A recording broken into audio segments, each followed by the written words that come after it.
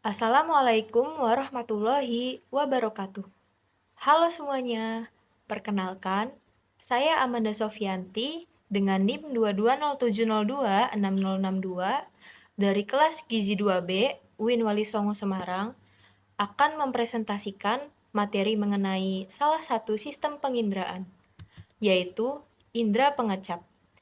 Saya membuat video ini untuk memenuhi tugas mata kuliah anatomi fisiologi yang diampu oleh Ibu Pradipta Kurniasanti, SKM, M-Gizi. Oke, langsung saja kita masuk ke pembahasan materinya. Indera pengecap kita adalah lidah. Kenapa sih disebut indera pengecap? Karena lidah dapat mengecap semua rasa yang masuk ke mulut kita. Lidah adalah alat indera yang berfungsi untuk merasakan rangsangan rasa dari benda-benda yang masuk ke dalam mulut kita. Secara anatomi, lidah terbagi menjadi 3 bagian. 3 bagian tersebut diantaranya ada ujung lidah atau biasa disebut apex linguae, badan lidah atau corpus linguae, dan pangkal lidah atau radix linguae.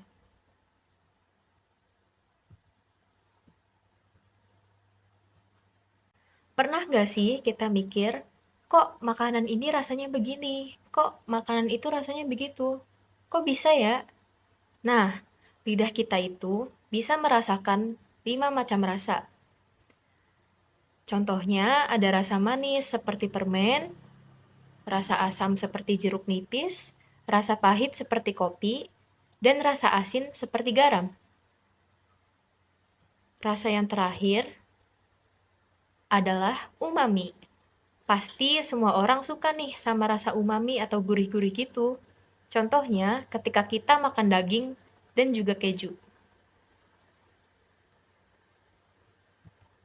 Apa sih yang menyebabkan lidah kita bisa mendeteksi rasa-rasa tadi? Ini dia, namanya reseptor rasa. Pada permukaan lidah, terdapat bintil-bintil yang disebut papila. Papila inilah yang dapat menentukan suatu rasa pada makanan atau berfungsi sebagai reseptor rasa. Pembagian rasa bisa dilihat pada gambar di samping ya.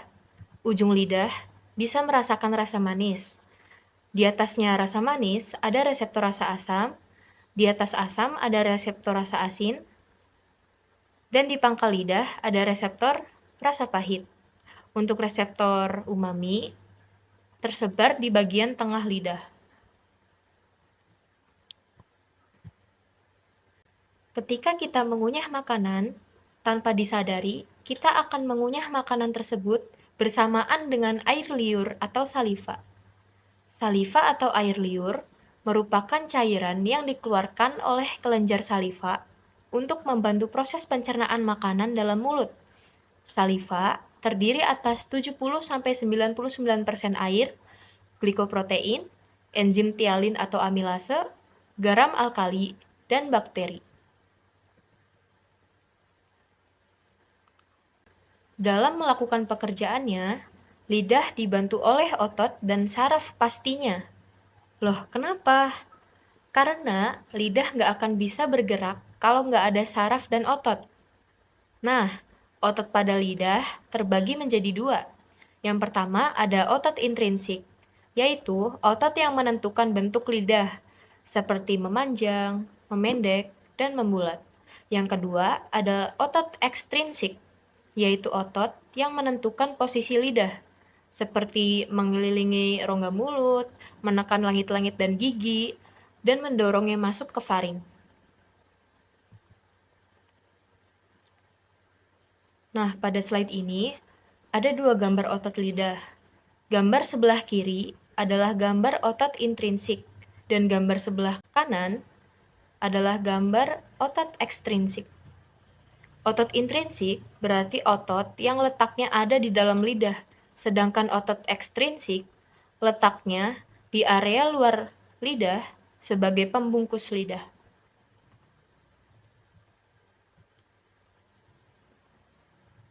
Selanjutnya, ada saraf pada lidah. Saraf pada lidah dibagi menjadi 3 antara lain. Yang pertama ada saraf sensoris, mempersarafi 2/3 anterior oleh nervus lingualis dan 1/3 posterior oleh nervus glossofaring dan vagus. Anterior adalah lidah bagian depan dan posterior adalah lidah bagian belakang. Yang kedua ada saraf pengecap. Saraf pengecap mempersarafi 2/3 anterior oleh serabut nervus facialis dan 1/3 posterior oleh nervus glossofaring. Yang terakhir ada saraf motorik. Saraf motorik mempersarafi otot-otot lidah seperti styloglossus, hyoglossus, dan genioglossus. Terakhir, saya akan membahas mengenai penyakit pada indera pengecap. Penyakit-penyakit ini ada yang disebabkan oleh infeksi bakteri, virus, dan jamur. Penyakit pada indera pengecap yang pertama ada sariawan. Sariawan adalah suatu luka terbuka yang kecil dan menimbulkan rasa perih dan nyeri. Biasanya terjadi pada area dalam mulut dan lidah. Gambar pertama itu ada gambar sariawan pada lidah.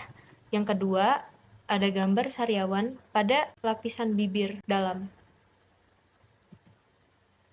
Kemudian, penyakit indera pengecap yang kedua ada peradangan lidah atau biasa disebut glossitis. Peradangan lidah atau glossitis adalah peradangan menahun atau kronis. Terdapat benjolan-benjolan dan lendir yang menutupi lidah. Terjadi pada orang yang mengalami gangguan pencernaan atau infeksi gigi.